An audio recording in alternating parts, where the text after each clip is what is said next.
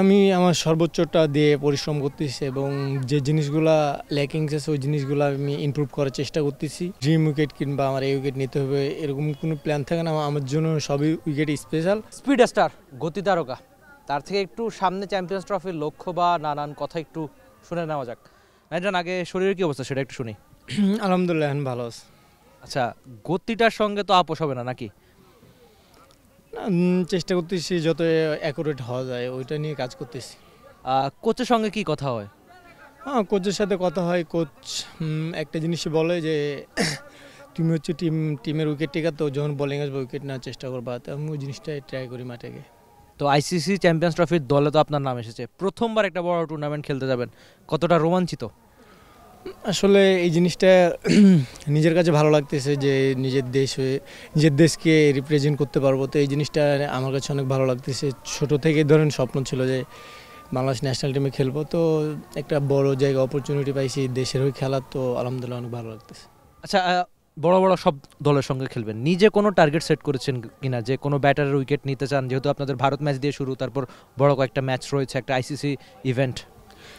আমি এর আগে বলছি যে আমার কোনো ধরেন ড্রিম উইকেট কিংবা আমার এই উইকেট নিতে হবে এরকম কোনো প্ল্যান থাকে না, আমার জন্য সবই উইকেট স্পেশাল।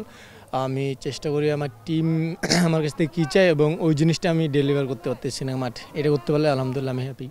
রানা এখন তো প্রায় বড় তারকা, অনেকেই তাকে ভালোবাসে, অনেকেই তাকে চেনে, অনেক ফ্যান। তো সেই ভালো করাটা আরও ধরে রাখার জন্য কতখানি পরিশ্রম আরও বাড়ছে? আমি আমার সর্বোচ্চটা দিয়ে পরিশ্রম করতেছি এবং যে জিনিসগুলা ল্যাকিংস আছে ওই জিনিসগুলো আমি ইমপ্রুভ করার চেষ্টা করতেছি। এই জিনিসগুলো যত তাড়াতাড়ি ইমপ্রুভ করব আমি ধরেন আরও সাকসেস হব। তো মনে হচ্ছে কিনা যে আপনি বলছিলেন যে একটা স্বপ্ন ছিল যে বড় টুর্নামেন্ট খেলা, তো চ্যাম্পিয়ন্স ট্রফি তো অনেক দিন পর হচ্ছে বা আইসিসি ইভেন্ট, তো আপনি কোনো টার্গেট কেন সেট করছেন না? এটা কি কোনো চাপ নাকি আপনার মানে ফিলোসফি এমন যে আমি কোনো টার্গেট সেট করা ছাড়াই যাব? আসলে যে কোনো জিনিসের ধরুন আগে থেকে টার্গেট সেট করলে ওই জিনিসটা মাইন্ডে থাকে যে নিজের কাছে চাপ মনে হয়, কিংবা ওই জিনিসটা যেটা ধরুন মাইন্ড সেট আপ করবো ওই জিনিস ওই অনুযায়ী যদি না যাই তো নিজের কাছে অনেক খারাপ লাগে। তো বেশি কিছু আশা না করে যদি আমি ধরেন ফ্রি মাইন্ডে যাই, ধরেন নিজের বেস্টটা দিতে পারি, সেটাতে আলহামদুলিল্লাহ নিজের কাছে অনেক স্যাটিসফাই মনে হবে। আর চ্যাম্পিয়ন্স ট্রফি শুরুর ম্যাচটা ভিন্ন দেশে হলেও পরে পাকিস্তানে বাংলাদেশ ম্যাচ খেলবে, এর আগে আপনি পাকিস্তান সফরটা খুব ভালো করেছেন, সবার প্রশংসা পেয়েছেন, তো মনে হচ্ছে কিনা যে এই ব্যাপারটা একটু ভালো করার একটা টনিক দিচ্ছে আপনাকে, যে পাকিস্তানে গিয়ে এর আগে যেহেতু ভালো করেছেন এবারও পাকিস্তানের একটা টুর্নামেন্ট? হ্যাঁ, অবশ্যই ওখানে যেহেতু ভালো করছি ধরেন ওইটা নিয়ে আমি এখন ভাবতেছি না যে তখন ভালো করছি, ধরেন যেটা ভালো করেছি সেটা চলে গেছে। এখন সামনে যে ম্যাচ কিংবা যে সিরিজের সুযোগ পাবো সেই সিরিজে কেমনে আমি ভালো করবো ওই জিনিসগুলোতে ফোকাস দেওয়ার চেষ্টা করতেছি। থ্যাংক ইউ সো মাচ এই ঠান্ডায় আপনাকে একটু সময় দেওয়ার জন্য, থ্যাংক ইউ সো মাচ।